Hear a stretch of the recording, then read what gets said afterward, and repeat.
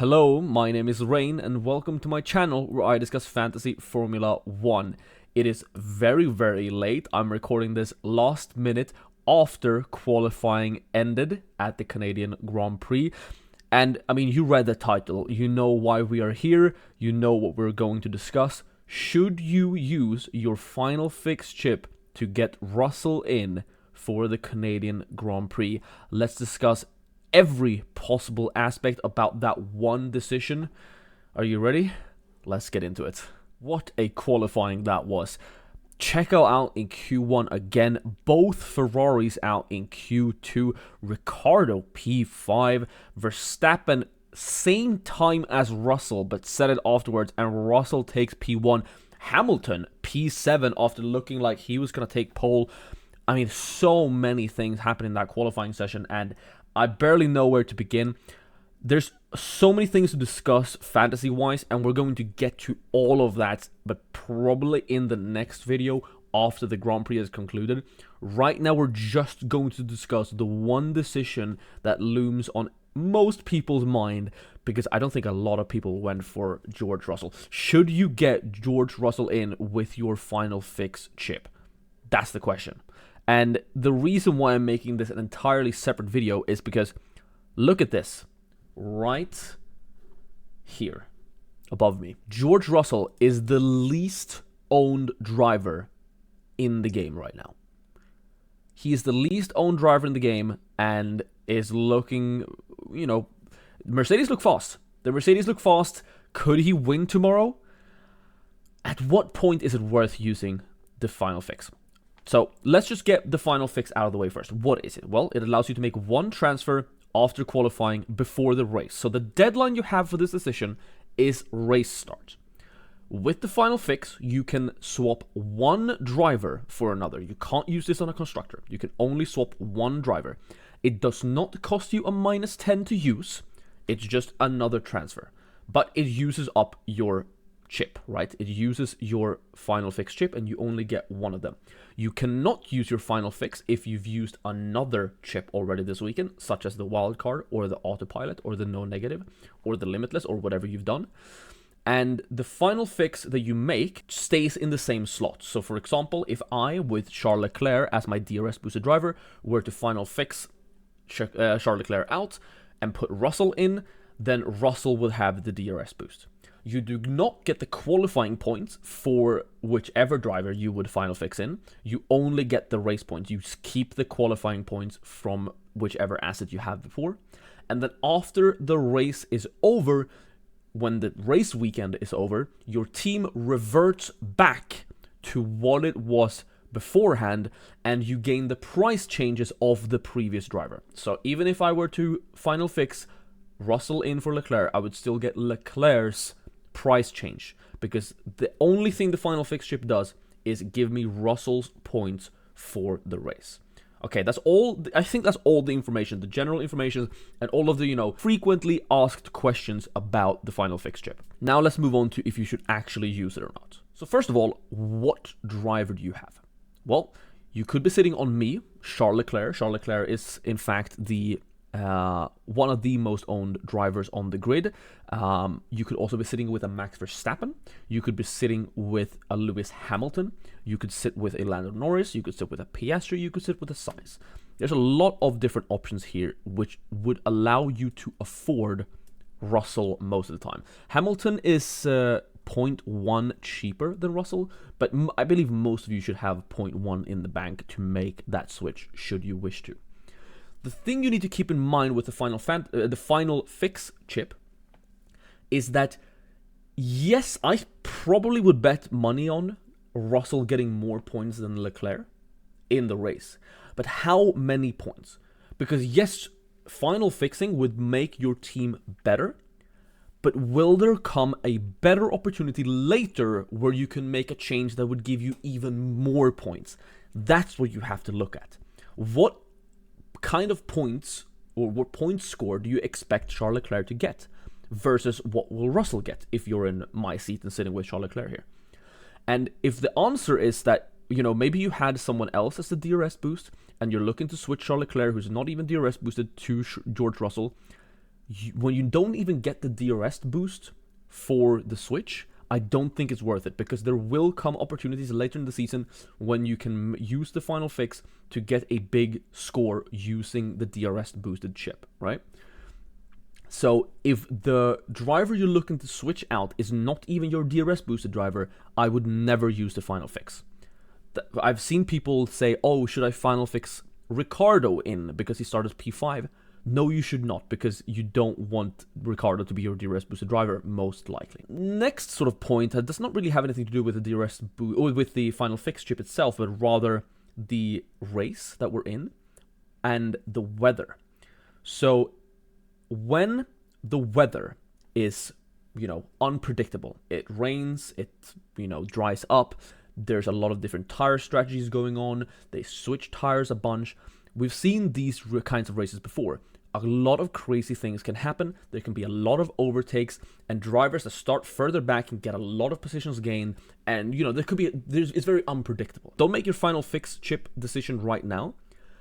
Wait until tomorrow before the race. If it's looking like it's going to be one of those, rain, not rain, rain, not rain type of races, like for example Zandvoort last year, do not use your final fix, because Russell could get a bad strategy from Mercedes, and Leclerc or Hamilton or whoever you are on could have a good strategy, and suddenly Leclerc is P3, driver of the day, getting 40 plus points, and you are crying because you used your final fix to get Russell in, who dropped 3 positions and did not get driver of the day, right? So if it is a rainy race, do not use your final fix chip. Got it? Good. What if it isn't? What if it's looking like it's going to be dry? Well, then we get back to the point 1. Is it worth it? Don't just look at, will my team be better for this weekend? Because I think the answer is always yes. If you're in a position where you're looking to use your final fix chip, it's obviously going to improve your team. But is that improvement big enough for it to be worth it to use this chip? Because you only have one of it. You only have that one final fix all season. What if you use it now, you only gain a couple of points, and then a couple races later, when someone maybe takes an engine penalty, you have someone like a Max Verstappen or a Charles Leclerc starting from like P16 on a race where it's super easy to overtake, and you're just feasting, right? Those are the kinds of races where we usually use our final fix chip. So let's discuss what I personally think these drivers are going to land on. If I were to bet now, I would say that George Russell will get the driver of the day. Don't look at his qualifying points. He got 10 points in qualifying for getting pole. We need to look at what he will get tomorrow in the race. I think he will get driver of the day. And I think he will get it. He will definitely get it if he wins. I think he will still get it if he gets second and Max Verstappen overtakes him. If he gets third and Norris overtakes him, then maybe Norris gets driver of the day, especially if Norris were to win. Norris is starting P3, don't forget about him. If Norris were to win from P3 and Russell is like P3 or P2, I think Norris would take driver of the day. And in any scenario where George Russell does not get driver of the day, I don't think it's worth it. And here's why. Say Charles Leclerc. I'm going to use Charles Leclerc as an example. I'm going to bring up some other drivers later. But Charles Leclerc is the one I think most of you are sitting on right now with your DRS boost. Charles Leclerc is starting P11. Obviously, I'm recording this before. Maybe there's some penalties that I don't know about that come to light tomorrow, or maybe they're changing setups and starting from the pit lane. I don't know. But say Charles Leclerc starts from P11. Who does he have in front of him? Can he overtake them and gain positions in the race? And if so, how many? Well, P10 is Albon. I think he will overtake Albon. P9 is Stroll. I think he will overtake Stroll. P8 was Yuki Tsunoda. I think he can overtake him. So I think, maybe he could also get a Daniel Ricciardo if Ricciardo drops back in a longer race. But do you honestly think that Leclerc from 11th will catch McLaren in P3 and P4? I doubt it. Do you think he will catch Max Verstappen? Definitely not. Do you think he'll catch the Mercedes? I mean, if the Mercedes is bad, but the Mercedes is looking good. Alonso in P6 will make life hard for Hamilton, but I think Hamilton can get past. Can Leclerc catch Alonso? Maybe. It's possible. But I think we're looking at something like a P7 for Leclerc. And that's what I'm going to use as the example in this quick little calculation. That is 5 positions gained for Leclerc and presumably 5 overtakes unless he overtakes in pits and, you know, DNFs or whatever. But let's also give him a generous 5 overtakes. That's 10 points. So you get 6 points for getting P6. So that is a Leclerc on 16 points, which overall is not that bad. Maybe he gets another overtakes, that's, you know, 17 points. And then let's look at George Russell. I think Max Verstappen will win from P2 tomorrow. So let's look at George Russell in P2. With driver of the day, 1 positions lost, you know, that's 18 points, minus 1, 17, plus a driver of the day for a total of 27. Maybe he gets an overtake or 2 in there depending on strategy. That's a George Russell on maybe 28, 29 points. Then we have the DRS boost in effect. So I think George Russell will get about 10 to maybe 15 more points than Charles Leclerc on average. Maybe like a 12. Let's put it at 12. With the DRS boost, that's doubled. So that's a 24-point swing. Is the final fix worth 24 points? Maybe. But we're talking scenarios where George Russell gets driver of the day and doesn't get overtaken by Lando Norris, because if Lando Norris is ahead of George Russell, especially if Lando Norris were to win, I think Lando Norris takes the driver of the day for sure. If Lando Norris is P2 and George Russell is P3, it's going to be close. Can Max Verstappen clinch a driver of the day for once if he manages to win from P2? Maybe he hasn't won in 2 races' time. Oh no, that's a lie. He did win in Imola. But, you know, Max, you know, the Red Bull hasn't been that dominant recently, so maybe people will actually give credit to Max Verstappen, the credit that he deserves. So, in the scenario where George Russell gets 10 to 12 points more, to 24 points total, is that worth the final fix? I don't know if it is. I think there will be opportunities later in the season where you have a driver that's looking really, really bad, and there's like no overtakes to be gained, and you have someone in P1 who's clearly going to win, or someone who is far back that's clearly going to climb a lot of positions on a track that's easy to overtake. Remind you, I talked about this in my transfer plans video, Canada is not a race, or it's not a race with a lot of overtakes, right? If you go to F1 Fantasy Tools and we go to race overtakes, in 2023, Canada was the second worst on the calendar for overtakes. It was only Monaco who was worse. And in 2022, Canada was, you know, somewhere in the middle. Does this speak for the Russell switch against Leclerc? Maybe. All of this to say you have to make your own decision, but I will say now, if there is rain or anything of the like, I would not recommend using the final fix, because I think Leclerc can cook from P11. Let's talk about Lewis Hamilton then. I know a lot of people went for Lewis Hamilton this weekend as a punt after he was so good in free practice, and now he's ended P7 again. I think Lewis Hamilton and Leclerc are looking at, you know, similar sort of scores. I'm not counting in fastest lap in any of these calculations, because that category is completely impossible to predict. That is just down to luck. Driver of the day you can kind of predict, but, you know, fastest lap impossible. So Lewis Hamilton from P7, I think it's close. He maybe overtakes Alonso, maybe overtakes Ricciardo. That's 2 positions gained at a P5. What does he end up with? Some overtakes, maybe 3, 2 positions gained, 5 points, and then a P5. What's that? 10 points, right? That's also, you know, just 15 points. You know, I estimated Leclerc would be on something like 17. So I think the Hamilton and Leclerc comparison is very, very even. And I think it's the same sort of assessment.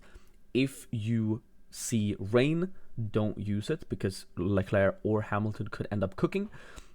If you see a dry race, you can consider it, but know that you are gaining about 20-ish points if Russell does well. I mean, if you have Max Verstappen from P2, you obviously don't switch. If you have Lando Norris from P3, you obviously don't switch. If you have Sainz as your DRS boosted driver, it's pretty interesting. I think you're in sort of a similar situation, but worse. I think Leclerc, at least being ahead of Sainz, will get the better. He will get the better strategy. So he has more chances of getting through, and even if Sainz follows him through the field, he will be one position behind, and I don't see Sainz overtaking Leclerc unless something crazy happens strategy-wise, or Ferrari making a bad call.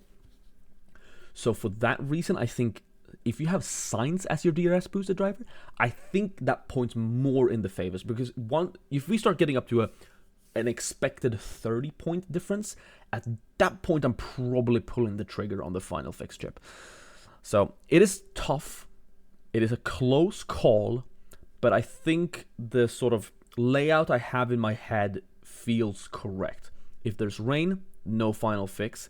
If there's no rain, consider it based on vibes, but probably not if you have Leclerc or Hamilton.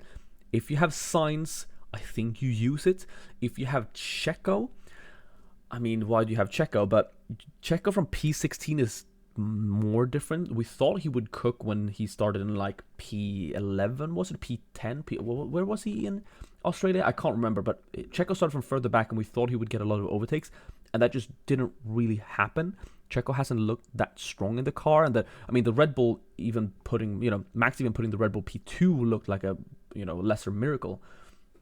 So if you have Checo, I think you also do it. But I mean, for P16, there could be a lot of overtakes and a lot of positions gained there. So I'm not even sure I would go for it if I had Checo. If it is raining, you don't do it. If it isn't raining, you do it if you have Sainz. And if you have Leclerc or Hamilton, you might do it. But even then, it's a close one.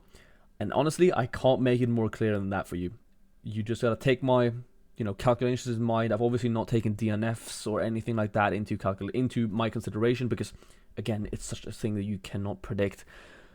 I'm very excited for the race tomorrow, and I personally do not think I will be using my final fix. But to each their own.